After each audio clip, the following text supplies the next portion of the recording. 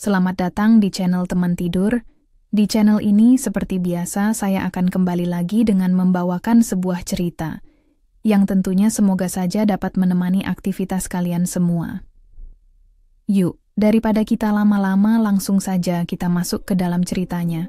Suara roda gerobak kayu yang berderit menjadi penanda sore sudah datang di kampung Karangwetan. Setiap hari, suara itu muncul tepat setelah azan asar.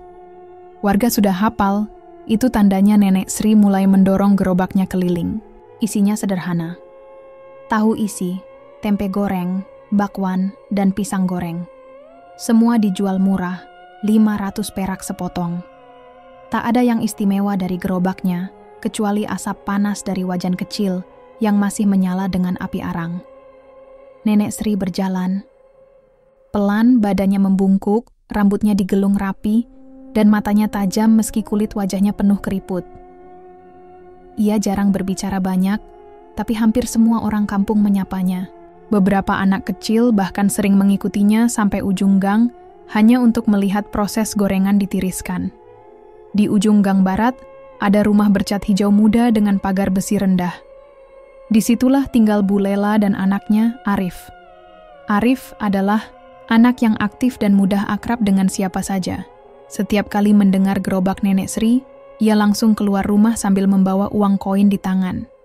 "Bakwannya 2, Nek, pisang 1, teriaknya dengan antusias. Tanpa diminta, Nenek Sri sering menambahkan 1 gorengan ekstra ke dalam bungkus Arif. Ia hanya tersenyum saat Arif berteriak kegirangan. Bu Lela, ibunya, biasanya hanya muncul di depan pintu, melipat tangan di dada, dan memperhatikan dari jauh. Bu Lela dikenal sebagai wanita yang keras bicara. Beberapa warga pernah ditegur hanya karena tertawa terlalu keras dekat rumahnya. Anak-anak kampung pun jarang bermain di depan rumah itu. Hanya Arif yang sering bermain sendiri atau sesekali ditemani anak tetangga, Dani, anak Bu Rini. Bu Rini tinggal tepat di rumah sebelah Bu Lela. Ia jarang keluar rumah, dan kalaupun keluar, hanya sekadar menyapu halaman atau menjemur pakaian. Anak lelakinya, Dani, terlihat pendiam dan agak kaku. Dani sering terlihat bermain sendiri, menatap kosong, dan bicara sendiri saat duduk di bawah pohon mangga. Tak sedikit warga yang berbisik soal kondisi mental Dani, tapi tak ada yang pernah benar-benar tahu apa yang terjadi di dalam rumah itu. Suatu sore saat Nenek Sri berhenti di depan rumah Bu Lela, Arif tak langsung keluar seperti biasanya. Gerbang rumah itu tertutup rapat. Setelah memencet klakson kecil di gerobaknya, baru terdengar langkah kaki kecil dari dalam. "Ma, boleh beli gorengan nggak?" Suara Arif terdengar pelan. "Nggak usah jajan, nanti sakit perut," teriak Bu Lela dari dalam. Nenek Sri hanya diam. Ia mengerti betul suara itu. Ia sudah hafal cara Bu Lela membesarkan anaknya, penuh bentakan dan kontrol. Arif tampak kecewa, tapi tetap berdiri di balik pagar, memandangi gorengan yang masih panas berasap. "Ini, simpan aja. Jangan bilang siapa-siapa," ucap Nenek Sri sambil menyelipkan 1 pisang goreng ke tangan Arif. Arif tersenyum lebar dan langsung berlari masuk ke dalam.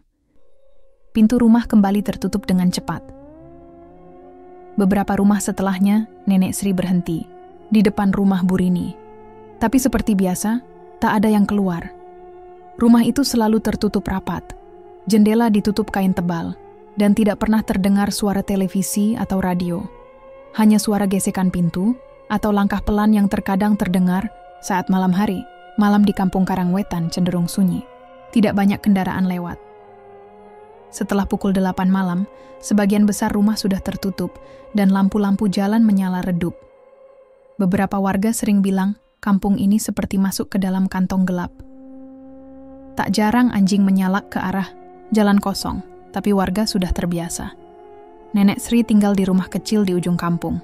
Ia hidup sendiri sejak suaminya meninggal belasan tahun lalu. Tidak ada anak yang tinggal bersamanya. Ia pernah cerita bahwa ia punya anak, tapi sudah lama merantau dan jarang pulang. Warga tidak pernah bertanya lebih jauh. Di dalam rumahnya, Nenek Sri menyimpan alat-alat sederhana untuk memasak gorengan. Minyak goreng bekas, wajan besar, saringan kawat, dan ember berisi adonan. Semuanya ditata rapi. Ia juga menyimpan beberapa botol kaca berisi ramuan jamu dan daun-daunan kering.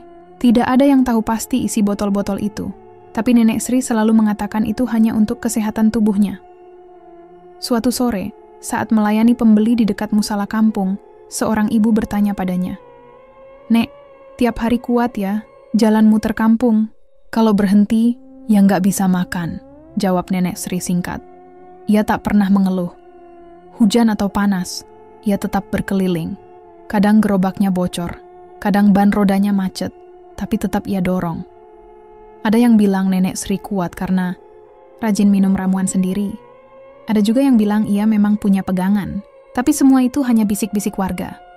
Hari-hari berlalu tanpa banyak perubahan. Arif tetap sering menyapa Nenek Sri saat sore.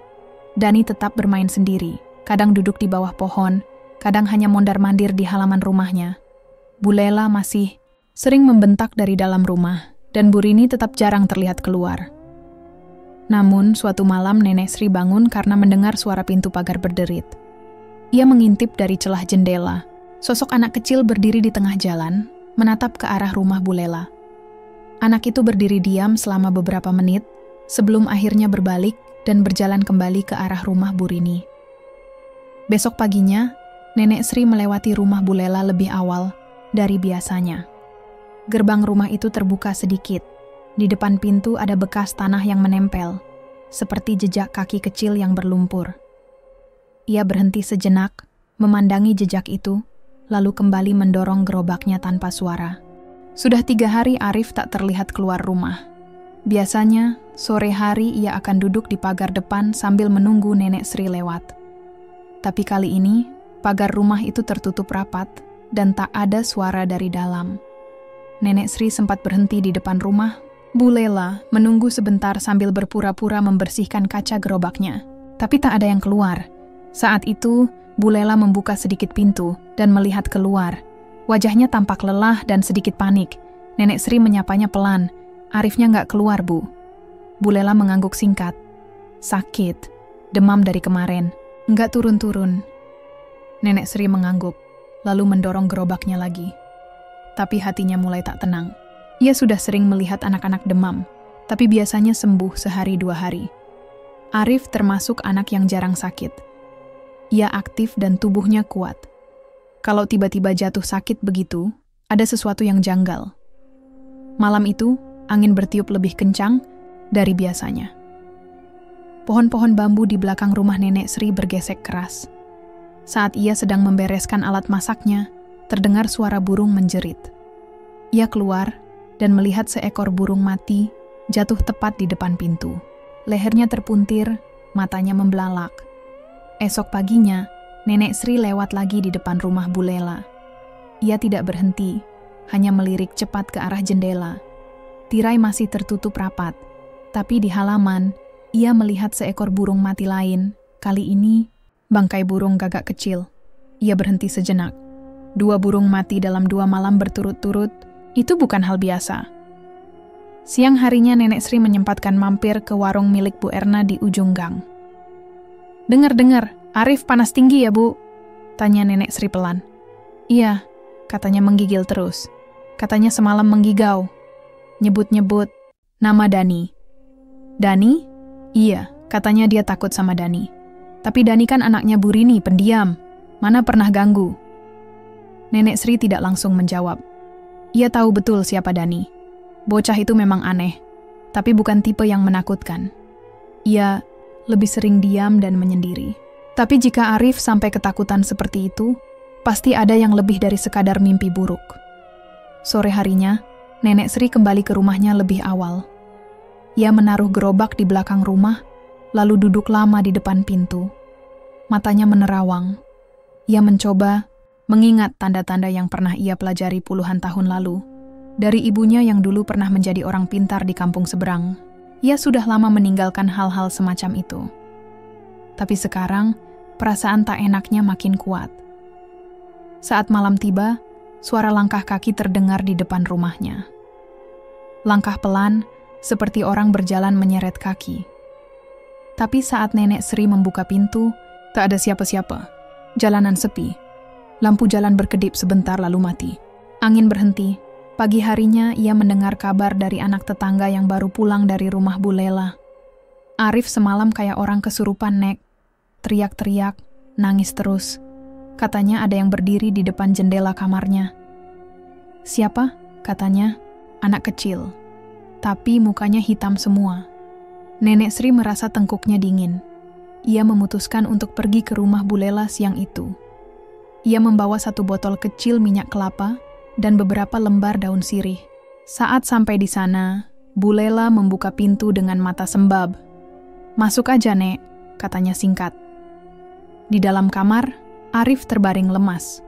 Wajahnya pucat, matanya terbuka tapi kosong. Ia tidak merespon ketika dipanggil. Tubuhnya dingin dan kadang menggigil hebat seperti kedinginan. "Ada yang aneh dari dia," gumam Bu Lela. "Dia nggak mau lihat ke arah jendela. Katanya ada sesuatu di luar. Tapi tiap aku lihat nggak ada apa-apa." Nenek Sri mendekati jendela kamar. Dari celah tirai, ia bisa melihat rumah Bu Rini dengan jelas. Letaknya persis di sebelah, hanya dipisah pagar beton. Jendela rumah Bu Rini tertutup kain hitam. Sama sekali tak ada celah untuk melihat ke dalam. "Kapan terakhir kali Arif main sama Dani?" tanya Nenek Sri. "Sudah seminggu lalu, setelah itu dia mulai demam." Nenek Sri tak menjawab. Ia membuka botol minyak, mengusapkannya sedikit ke daun sirih, lalu meletakkannya di dekat kaki Arif. Bau minyak menyengat. Beberapa saat kemudian, tubuh Arif tiba-tiba menegang. Matanya terbuka lebar, dan ia menjerit, "Jangan suruh dia masuk. Dia di luar. Dia mau ambil aku." Bu Lela panik dan memeluk anaknya. Nenek Sri tetap tenang. Ia mengambil daun sirih yang sudah kering, lalu menggantinya dengan yang baru. Perlahan jeritan Arif mereda, tapi matanya masih terarah ke jendela, seakan-akan ada sesuatu di luar sana yang terus mengintai. Saat Nenek Sri pulang, ia memperhatikan halaman rumah Bu Lela. Di dekat pohon kelapa kecil, ia melihat bekas tanah yang digali lalu ditutup kembali. Ia mendekat dan mencium bau amis menyengat dari bawah permukaan tanah. Ia tak menggali, tapi ia tahu tanda itu. Sesuatu telah ditanam di sana. Malam itu, suara langkah kembali terdengar. Kali ini di depan jendela dapur rumah Nenek Sri. Ia tidak membuka jendela. Ia hanya duduk di lantai sambil menggenggam seikat daun kelor dan sepotong arang hitam. Perlahan, suara langkah itu menghilang. Tapi hawa dingin tetap terasa hingga subuh. Pagi itu, Nenek Sri bangun lebih awal dari biasanya. Ia tak langsung memasak seperti biasa. Sebagai gantinya, ia membuka laci tua di bawah tempat tidur dan mengeluarkan kotak kayu kecil berukir kasar. Di dalamnya tersimpan kain putih, beberapa koin kuno, dan seutas tali hitam. Semua benda itu disimpan rapat sejak lama, tapi kini ia merasa waktunya dibuka kembali. Siangnya, setelah matahari cukup tinggi, Nenek Sri pergi ke halaman belakang rumah Bu Lela. Ia berpura-pura mencari daun, pisang, namun matanya tak berhenti mengamati tanah di sekitar pohon kelapa yang kemarin mengeluarkan bau amis. Ia membawa sebatang ranting dan mulai menusuk-nusuk tanah dengan perlahan. Tanahnya terasa lebih lunak dibanding bagian lainnya. Ia menggali pelan, hanya sekitar 1 jengkal dalam, lalu menemukan sesuatu. Ada bungkusan kain merah yang sudah kotor, dililit benang hitam. Ia membukanya perlahan. Di dalamnya terdapat boneka kecil dari jerami, berlumur sesuatu yang sudah mengering dan menghitam. Darah ayam, pikirnya. Di sisi lain, ia menemukan serpihan tanah yang berbau aneh. Aroma anyir bercampur dengan bau dupa lama. Nenek Sri segera membungkus kembali benda itu dan menyimpannya dalam kantong plastik hitam. Wajahnya tak menunjukkan keterkejutan, hanya semakin serius. Sementara itu, kondisi Arif makin memburuk. Bu Lela mulai kehilangan kesabaran. Anak yang biasanya ceria itu kini hanya bisa meringkuk di ranjang. Setiap malam tubuhnya kejang, dan pada pukul-pukul tertentu, matanya berubah seperti orang lain. Pupilnya membesar, dan ia sering menatap ke langit-langit sambil menggumam dalam bahasa yang tak dimengerti. Suatu malam, saat tubuh Arif menggigil hebat, Bu Lela memanggil dukun dari luar kampung. Seorang pria tinggi berbaju serba hitam datang membawa kendi dan kain kafan kecil. Ia bicara cepat dan meminta sejumlah uang di awal. Tanpa pikir panjang, Bu Lela menyerahkan semua simpanannya. Yang penting Arif sembuh. Dukun itu mulai melakukan ritual. Ia menyalakan dupa, membacakan mantra yang terdengar seperti gumaman kasar, lalu memercikan air dari kendi ke tubuh Arif. Beberapa kali Arif menjerit keras. Tubuhnya melengkung seperti ditarik paksa. Bu Lela menangis di sudut ruangan. Setelah hampir 1 jam, dukun itu menghentikan ritual dan berkata bahwa Arif terkena kiriman dari makhluk penjaga tanah. Tapi ia tidak menjelaskan lebih lanjut. Hanya menyuruh Bu Lela menyediakan ayam, cemani hidup untuk ritual berikutnya. Malam itu, justru keadaan Arif makin parah. Sekujur tubuhnya panas seperti bara, tapi keringat tak keluar sedikit pun. Ia tak berhenti merintih dan menggaruk-garuk dada seperti ada sesuatu di dalam tubuhnya. Bahkan beberapa kali ia menabrakkan kepalanya ke sandaran tempat tidur hingga berdarah. Keesokan harinya, Nenek Sri datang. Begitu melihat wajah Arif, ia tahu ada yang tidak beres. Dahi Arif tampak membiru seperti lebam. Bau aneh menguar dari tubuhnya, seperti daging yang mulai membusuk meski ia masih hidup. Nenek Sri meminta Bu Lela duduk. Bu Lela, ini bukan demam, biasa. Bukan juga karena kecapekan. Saya sudah lihat barang yang ditanam di halaman itu. Bu Lela mendongak, matanya sembab. Barang apa, Nek? Benda santet, boneka jerami, darah ayam, dan tanah kuburan. Itu dikubur di dekat pohon kelapa. Bu Lela menutup mulutnya. Ia tampak bingung dan takut. Siapa yang tega? Nenek Sri tidak langsung menjawab. Ia memandangi arah rumah Bu Rini. Saya belum bisa tuduh siapa-siapa, tapi yang jelas, ini bukan kiriman sembarangan. Ini bukan kerjaan anak-anak. Sore harinya, Nenek Sri kembali ke lokasi penggalian, kali ini sendirian. Ia menyiram tanah itu dengan air garam dan daun kelor yang sudah direndam. Ia juga menaburkan abu dari dupa yang ia bawa sendiri. Setelah itu, ia membakar boneka jerami tersebut di atas gentong kecil di belakang rumahnya. Api menyala biru dan mengeluarkan suara mendesis, seperti lemak terbakar. Di saat yang sama, Bu Lela kembali memanggil dukun yang semalam. Tapi kali ini, dukun itu menolak datang. Saya nggak mau urus lagi, katanya lewat telepon. Yang kirim itu bukan orang sembarangan. Kalau saya ikut campur, bisa kena balik. Bu Lela hanya bisa terdiam. Ia kini benar-benar panik. Malamnya, Arif kembali mengalami kejang, lebih parah dari sebelumnya. Kali ini tubuhnya kaku, bola matanya berputar, hingga hanya terlihat putihnya, dan mulutnya berbuih. Bu Lela menjerit, minta tolong ke tetangga. Tetangga berdatangan, termasuk Pak Rudi, ketua RT. Ia menyarankan agar Arif dibawa ke rumah sakit, tapi tubuh Arif tak bisa digerakkan. Setiap hendak diangkat, ia memberontak hebat. Seorang ibu sampai terlempar ketika mencoba memegang kaki Arif. Nenek Sri datang terlambat malam itu. Tapi ia membawa kain putih dan ramuan dari rumahnya. Ia meminta semua orang keluar dari kamar, dan hanya menyisakan dirinya dan Bu Lela. Ia memulai dengan memercikkan air rendaman 7 bunga ke lantai kamar. Lalu membacakan doa yang ia hafal sejak dulu. Tangannya menempel di dahi Arif yang masih panas membara. Tiba-tiba Arif membuka mata. Dia marah, dia nggak suka aku ngomong soal Dani. Nenek Sri tidak menghentikan doanya. Ia justru semakin khusyuk. Ia menempelkan sepotong besi kuning ke dada Arif, dan anak itu langsung menjerit keras. Bau gosong memenuhi ruangan, seperti daging terbakar. Jeritan itu tiba-tiba berhenti. Arif pingsan, tapi napasnya mulai tenang. Wajahnya tak lagi tegang. Bu Lela menangis sambil memeluk anaknya. Ini belum selesai, Bu, kata Nenek Sri sambil berdiri. Saya belum tahu siapa yang kirim, tapi saya tahu satu hal.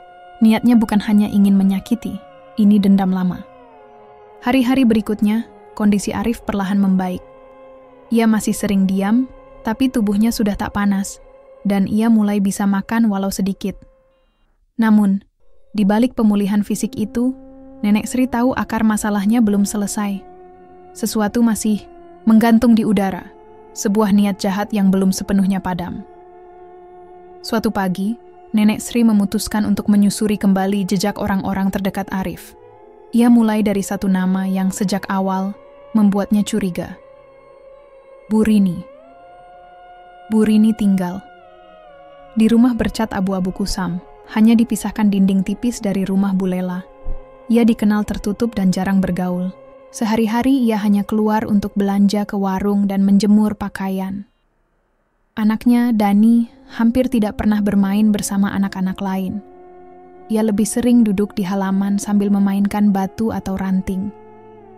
Nenek Sri menyapa pelan dari luar, pagar. Bu Rini tampak ragu membuka pintu.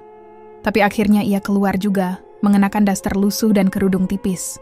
Tatapannya datar. "Saya cuma mau ngobrol sebentar," kata Nenek Sri sambil tersenyum ramah. Bu Rini tak menjawab, hanya membuka pagar sedikit agar Nenek Sri bisa masuk. Mereka duduk di kursi kayu yang sudah lapuk. Suasana terasa kaku. "Dani, sehat?" tanya Nenek Sri pelan. "Sehat," jawab Bu Rini singkat. Nenek Sri menatap ke arah dalam rumah. Ada mainan rusak berserakan di lantai ruang tamu. Di sudut, ada foto tua seorang laki-laki yang tampaknya sudah lama tiada. "Sudah lama nggak lihat Dani main sama anak-anak," lanjut Nenek Sri, mencoba mencairkan suasana. "Anak-anak nggak mau main sama dia," katanya aneh. Nenek Sri mengangguk, perlahan. Ia paham arah pembicaraan ini. Bu Lela juga pernah marah-marahin Dani, ya? Wajah Bu Rini berubah tegang. Rahangnya mengeras, dan tangan kanannya meremas ujung daster. Dia bilang, Dani nyerempet anaknya. Padahal Dani cuma lari-lari lewat depan rumah. Kata Bu Rini, nadanya mulai meninggi. "Anak saya digelandang pulang, dimaki di depan orang, banyak. Dibilang enggak waras, bikin anak orang celaka." Nenek Sri tetap diam, membiarkan Bu Rini melanjutkan. Sejak itu, Dani nggak mau keluar rumah. Setiap dengar suara anak-anak, dia sembunyi di kolong meja. Kalau saya suruh sekolah lagi, dia nangis. Tiba-tiba matanya memerah. Ia mengusap cepat pipinya. "Saya sabar, Nek. Tapi orang juga ada batasnya." Nenek Sri memejamkan mata sejenak. Suara hati kecilnya makin keras. Semua potongan mulai menyatu. "Maaf, kalau saya lancang, Bu, tapi... Apa Bu Rini pernah datang ke tempat orang pintar? Minta tolong soal masalah ini?" Bu Rini tak langsung menjawab, tapi matanya menatap tajam, seperti orang yang tersudut. "Saya nggak niat nyakitin siapa-siapa," katanya pelan. "Saya cuma bilang ke orang itu. Saya mau Bu Lela ngerasain apa rasanya dihina, ngerasain takut, ngerasain panik. Tapi, kenapa Arif?" Dukun itu yang bilang, "Kalau mau balas, jangan ke orangnya. Serang yang paling disayang." Suara itu mengecil. Bu Rini menunduk. "Saya pikir cuma buat jerah. Tapi ternyata lebih dari itu. Saya nggak tahu bakal separah itu." Nenek Sri menghela napas panjang. Ia tahu, dalam dunia seperti ini, niat, dendam sekecil apapun bisa berubah jadi malapetaka kalau diberikan ke tangan yang salah. "Bu Rini," katanya tegas tapi tenang. "Apa ibu masih simpan barang dari dukun itu?"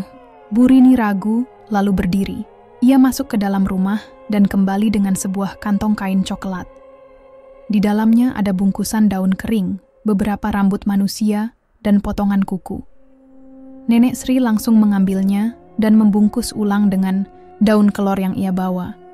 Ia tahu benda-benda itu harus segera dimusnahkan. "Saya nggak tahu harus gimana, Nek," kata Bu Rini pelan. "Saya benar-benar udah putus asa waktu itu. Saya ngerti. Tapi ini bukan jalan yang benar. Dendam cuman akan beranak jadi bencana." Sore itu, Nenek Sri membakar semua barang dari kantong kain di halaman belakang rumahnya. Ia menaburkan garam di sekeliling api dan mengelilinginya 3 kali sambil membaca doa. Bau menyengat menusuk hidung, tapi setelah api padam, angin sore terasa lebih ringan. Malamnya, Nenek Sri kembali ke rumah Bu Lela. Ia tidak menceritakan langsung siapa pelakunya. Belum waktunya. Tapi ia memberitahu bahwa semua benda yang menjadi penghubung antara Santet dan Arif sudah dimusnahkan. Bu Lela hanya mengangguk. Ia tak banyak bicara.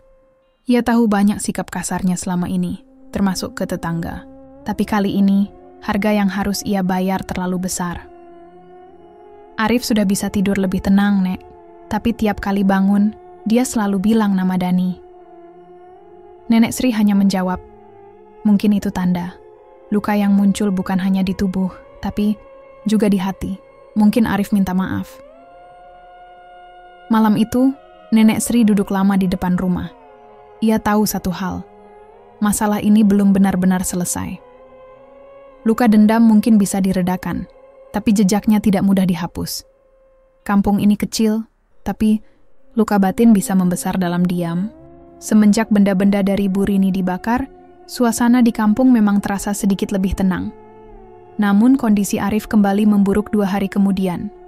Ia mulai bicara sendiri tengah malam, tubuhnya gemetar, dan mengigau dengan suara yang bukan miliknya, berat dan serak seperti suara orang dewasa. Bu Lela semakin putus asa. Ia sempat membawa Arif ke puskesmas, tapi hasil pemeriksaan tidak menunjukkan adanya penyakit serius. Dokter hanya menyarankan istirahat, padahal jelas ada sesuatu yang jauh lebih dalam dari sekadar sakit biasa. Nenek Sri memerhatikan semua ini dengan saksama. Sudah beberapa malam ia tak bisa tidur. Hatinya resah. Ia merasa seolah bayangan masa lalu menariknya kembali ke masa yang sudah lama ia kubur. Waktu ia muda, ibunya adalah seorang penyembuh kampung. Banyak orang datang ke rumah mereka untuk meminta bantuan mengusir gangguan makhluk halus, membetulkan arah hidup, atau sekadar menenangkan batin. Nenek Sri sempat belajar banyak darinya. Tapi semua itu ia tinggalkan ketika suatu malam ibunya meninggal mendadak setelah membantu seorang perempuan yang kerasukan. Sejak saat itu, Nenek Sri bersumpah tak akan lagi menyentuh dunia itu. Namun sekarang, ketika melihat Arif tersiksa seperti itu, seperti anak sendiri, hati kecilnya mulai runtuh. Ia tahu tak bisa lagi berpangku tangan. Sore itu, Nenek Sri masuk ke gudang belakang rumahnya. Ia membongkar kotak kayu tua yang sudah lama tidak disentuh. Di dalamnya, masih tersimpan beberapa benda dari masa lalu. Kain kafan potongan kecil yang pernah dipakai ibunya untuk ritual pembersihan, botol kecil berisi minyak kelapa yang menguning, dan kertas lusuh bertuliskan mantra-mantra dalam aksara Jawa kuno. Ia mengambil satu persatu barang itu, membersihkannya perlahan. Tangannya gemetar, bukan karena takut pada hal mistis, tapi pada kemungkinan gagal. Ia takut jika menyentuh ilmu ini lagi, sesuatu yang buruk akan datang seperti dulu. Malamnya, ia mulai menyiapkan apa yang diperlukan. Ia mengambil minyak goreng bekas dari penggorengan yang biasa ia pakai jualan. Minyak itu tidak dibuang, karena ia percaya energi dari barang yang digunakan sehari-hari akan lebih kuat pengaruhnya jika diarahkan dengan niat baik. Kemudian, ia haluskan bawang putih menjadi pasta, dicampur sedikit garam, dan dioleskan di 4 sudut ruangan tempat Arif biasa tidur. Ini bukan sembarang bawang. Ibunya dulu mengajarkan bahwa aroma tajam bisa mengusir makhluk halus kelas rendah yang ikut menempel. Kain kafan bekas dibalut menjadi tali kecil dan diletakkan di bawah bantal Arif, sambil dibacakan doa pendek yang ia hafal sejak kecil. Satu hal lagi yang harus ia netralkan adalah tanah kuburan. Ia tak mau mengambil dari kuburan baru. Ia memilih tanah dari sebuah pot di halaman, yang dulu pernah diisi tanah dari makam leluhurnya, lalu ia campurkan dengan garam kasar dan abu dari dupa yang ia bakar. Tanah itu dibungkus kain hitam dan diletakkan di bawah tempat tidur Arif. Saat semua persiapan selesai, ia duduk di dekat pintu, menunggu. Angin malam terasa lebih dingin dari biasanya. Sekitar pukul 11 malam, Arif mulai gelisah. Keringat membasahi pelipisnya, dan tubuhnya bergerak-gerak sendiri. Matanya belum terbuka, tapi suara aneh keluar dari mulutnya, seperti seseorang sedang menggumam dalam bahasa asing. Nenek Sri tak banyak bicara. Ia mengambil botol kecil berisi minyak, membasahi jarinya, lalu mengusap pelipis dan dada Arif. Ia mulai membaca pelan mantra yang sudah lama tak ia ucapkan. Suaranya pelan, tapi mantap. Angin tiba-tiba bertiup lebih kencang. Jendela bergemeretak. Bau anyir menyeruak dari bawah ranjang. Bu Lela, yang berdiri di dekat pintu, mulai panik. "Nek, ini kenapa?" "Jangan ganggu. Diam saja di situ," jawab Nenek Sri tanpa menoleh. Tiba-tiba Arif bangun, duduk tegak. Matanya hitam sepenuhnya. Ia menatap ke arah jendela dan menunjuk.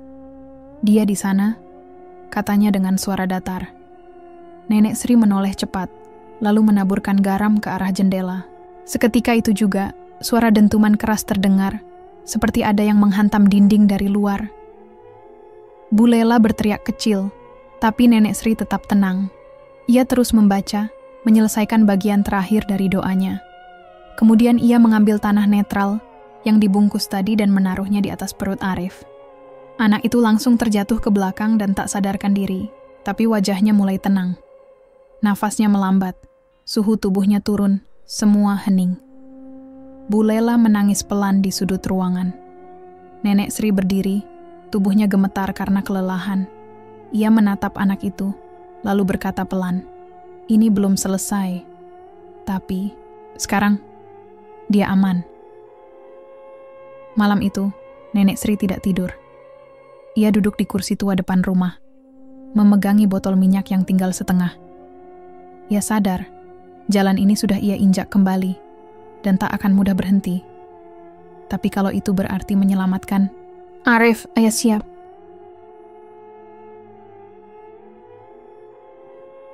Hari itu, langit mendung sejak siang.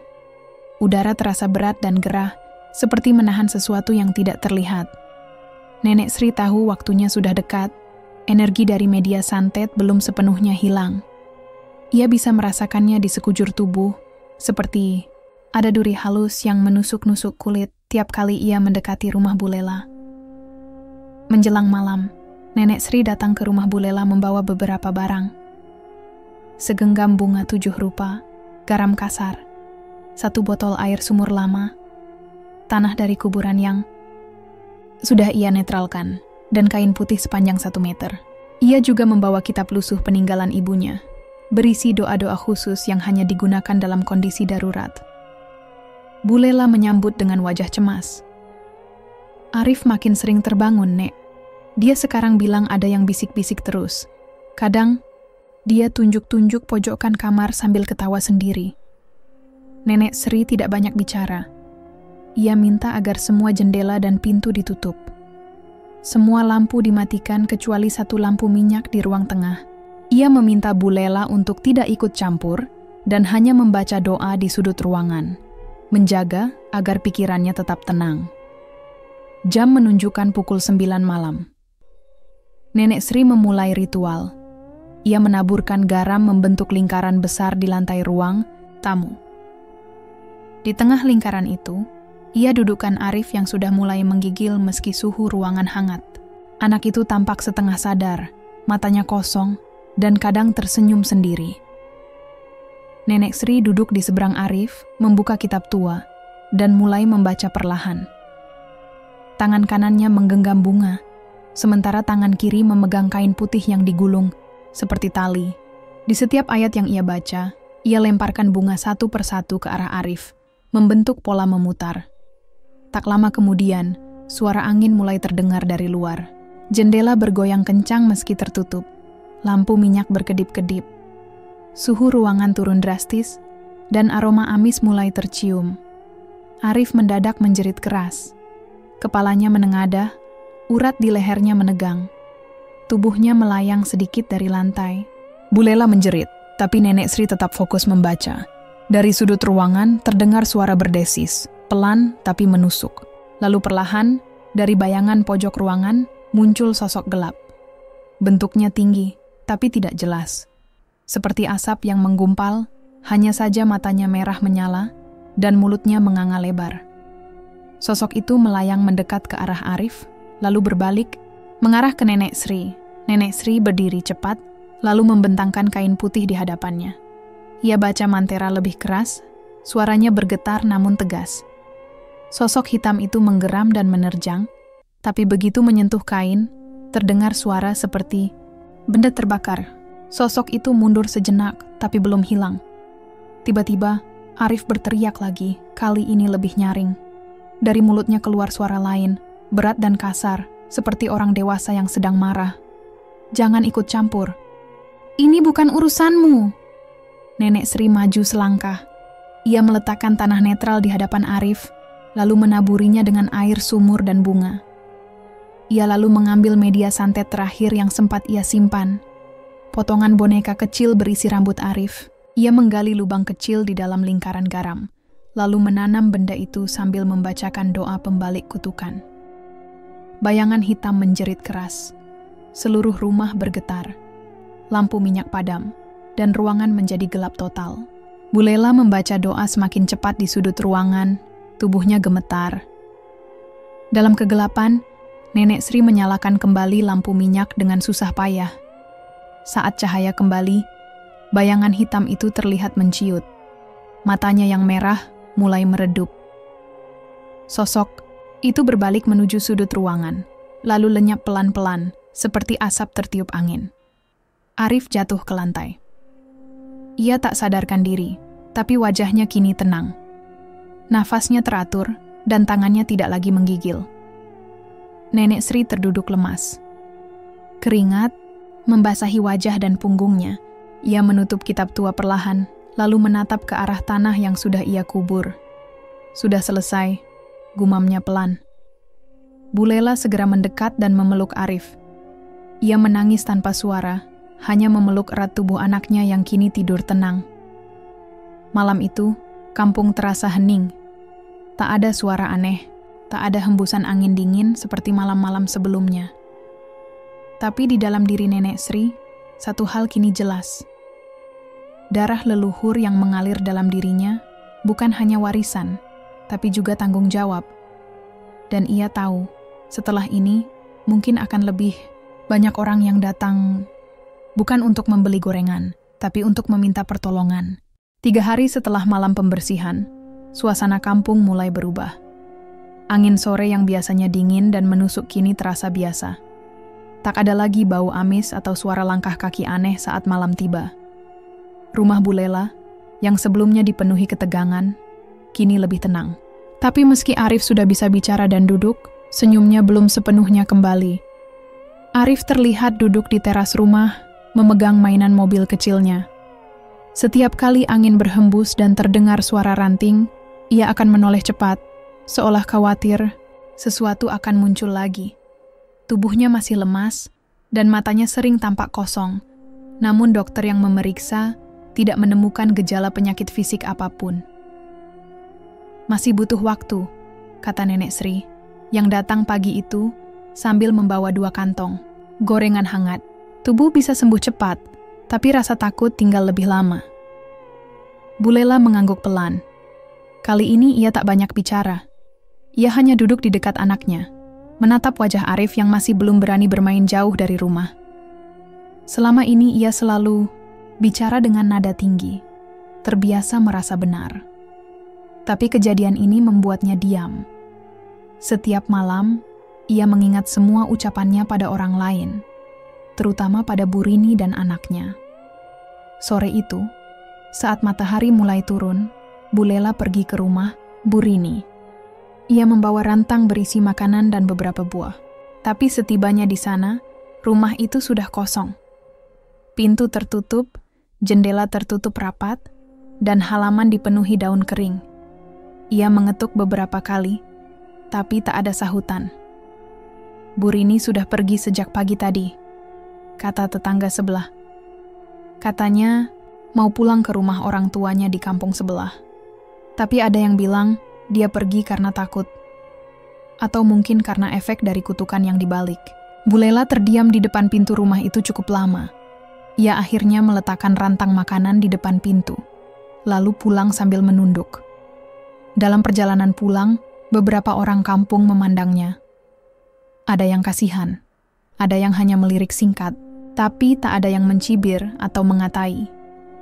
Semua orang seakan sedang memproses apa yang terjadi di sekitar mereka. Hari berikutnya, suasana kampung mulai kembali seperti biasa. Anak-anak mulai bermain di jalan, suara ibu-ibu terdengar dari dapur, masing-masing dan suara motor sayur kembali melintas. Namun, ada satu hal yang berbeda. Setiap kali suara roda kayu terdengar, suara khas dari gerobak gorengan, semua orang langsung memperhatikan. Nenek Sri kembali berjualan seperti biasa. Gerobaknya tetap sama, kayu tua dengan payung kecil di atasnya dan panci besar berisi minyak goreng yang mulai hitam. Tapi sekarang, setiap orang yang melihatnya menatap dengan rasa segan. Mereka tetap membeli gorengan seperti dulu, tapi tak ada lagi yang berani menawar atau minta tambahan dengan seenaknya. Anak-anak biasanya akan berlari menyambut kedatangan gerobak Nenek Sri, tapi sekarang mereka hanya melihat dari jauh. Beberapa menunduk, sebagian bersembunyi di balik pagar. Mereka tahu, nenek tua itu bukan sekadar penjual gorengan. Ia bisa menyembuhkan dan juga melawan sesuatu yang tidak terlihat. Dan bagi anak-anak, itu membuatnya lebih menyeramkan daripada menyenangkan. Hanya Arif yang berbeda. Saat mendengar suara roda gerobak di ujung jalan, ia tersenyum kecil. Ia berdiri pelan dari kursi, berjalan pelan ke arah jalan, dan menunggu di pinggir pagar rumahnya. Ketika Nenek Sri lewat, ia melambai pelan. Nenek Sri berhenti. Ia membuka, tutup gerobak, lalu mengambil 2 potong tahu isi dan 1 bakwan, membungkusnya dalam kertas koran, dan menyerahkannya pada Arif. "Untukmu saja, tak perlu bayar," katanya sambil tersenyum kecil. Arif menerima bungkus itu dengan hati-hati, lalu mengangguk. "Terima kasih, Nek." Itu satu-satunya suara dari mulut Arif hari itu. Tapi cukup membuat Nenek Sri tahu bahwa anak itu akan baik-baik saja. Mungkin tidak sekarang, tapi waktu akan menyembuhkan sisanya. Hari mulai gelap. Suara azan maghrib terdengar dari kejauhan. Nenek Sri melanjutkan dorongan gerobaknya. Di sepanjang jalan kampung, pintu-pintu rumah perlahan ditutup, seperti biasa. Tapi kini, beberapa orang diam-diam melihat dari balik jendela saat ia lewat. Tidak ada yang bicara, tapi tatapan mereka berbeda. Beberapa mengangguk pelan, ada yang menaruh uang di pagar dan mengambil gorengan diam-diam. Rasa takut dan hormat kini melekat pada sosok tua itu. Tapi Nenek Sri tidak berubah. Ia tetap berjalan perlahan, tetap menjajakan gorengan seperti biasa, tetap dengan suara khasnya yang memanggil gorengannya panas, panas. Namun, dalam hatinya, ia tahu, hari-harinya tidak akan sama lagi.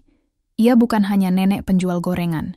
Ia kini bagian dari cerita yang hanya dibicarakan setengah suara, ketika malam sudah lewat, dan anak-anak sudah tidur. Dan kampung itu, yang dulu hanya tahu minyak panas dan tahu isi, kini tahu. Kebaikan bisa punya kekuatan lebih besar dari dendam, jika digunakan di waktu yang tepat.